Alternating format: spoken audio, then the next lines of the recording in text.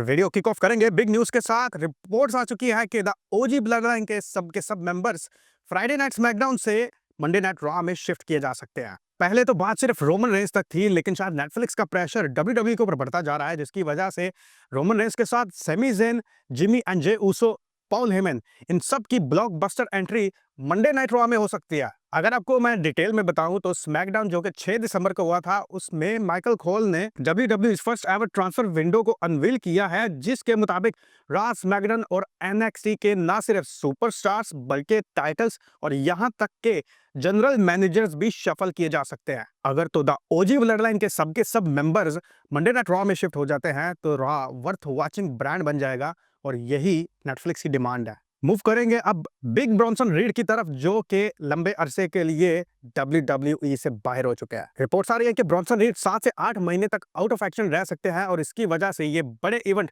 Royal rumble और WrestleMania को भी मिस करने जा रहे हैं। याद रहे, सर्वाइवल सीरीज वार गेम्स में ब्रॉन्सन रीड ने टॉप ऑफ द केज चढ़ के वहां से सुनामी कनेक्ट करना था नीचे टेबल के ऊपर पड़े हुए रोमन रेंस के ऊपर, लेकिन रोमन रेंस को सीएम पंक ने खींच के बचा लिया था और ब्रॉन्सन रीड अकेले ही टेबल के ऊपर गिरे थे। 150 किलो का वजन लेके 10 फीट से नीचे गिरने से इनका पाउंड टूट चुका है, और सर्जरी और रिकवरी में कम से कम 7 से 8 महीने तो मैक्सिमम लग जाएंगे। ब्रॉन्सन रीड ने सारी सिचुएशन को लेके ट्वीट भी कर दिया है। इन्होंने लिखा, I believe that in this business you have to keep evolving, this is just another time to do so, your outlook on situations can make or break you.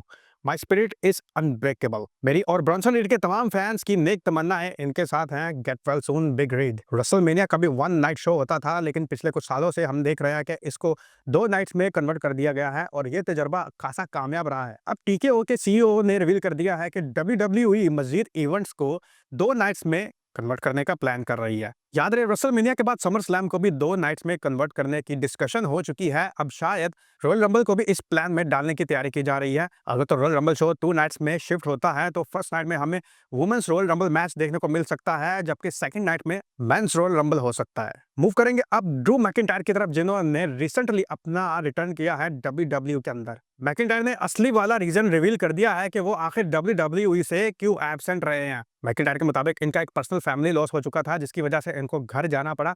इसके अलावा इन्होंने दूसरा रीजन ये रिवील किया कि पिछले 17 साल इन्होंने प्रोफेशनल रेसलिंग को डेडिकेट कर दिए हैं, लेकिन अपनी फैमिली को नहीं। मैंने सोचा फिर मैं एक ब्रेक लेता हूं, और वो ब्रेक लेके मैं वापस आ चुका हूं। इस बार मैं कुछ ऐसा हासिल करने के माइंडसेट से वापस आया हूं जो कि मेरा है। इनके माइंडसेट से ऐसे लग रहा कि ये शायद रॉयल रंबल मैच जीतने की घर से वापस आए हैं।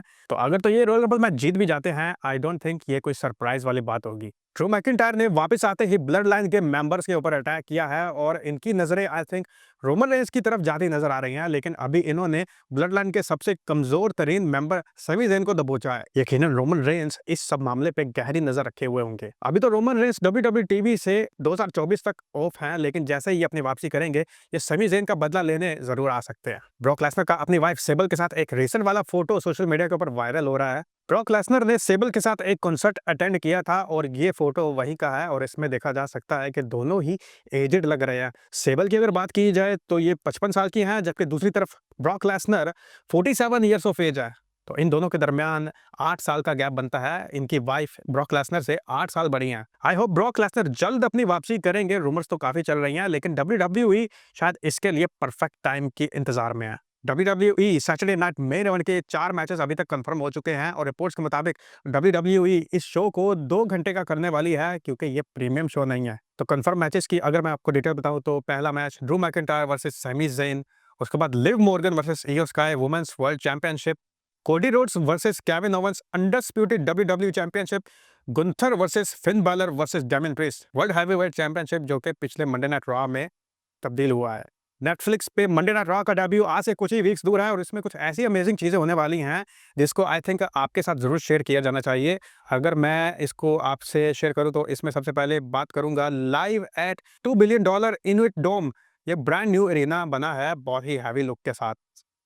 Start off the John Cena farewell tour, उसके बाद Travis Scott performing the new Raw theme song, the return of Pat McAfee, Roman Reigns confirm for the show, CM Punk versus Seth Rollins. अभी process में है। ये plan हो रहा है कि शायद WWE इस मैच को रेसलमेनिया के बजाय नेटफ्लिक्स वाले मंडे नाइट रॉ के डेब्यू में ही करवा दे। Rumours of the Rock showing up, शायद इसमें द रॉक भी देखने को मिले। फिर है rumours of WWE treating it like WrestleMania. तो रेसलमेनिया के करीब-करीब लेवल का शो ये जा सकता है अकॉर्डिंग टू रिपोर्ट्स। उसके बाद crowd won't be censored, crowd के 18% चैट्स भी सेंसर नहीं होंगे।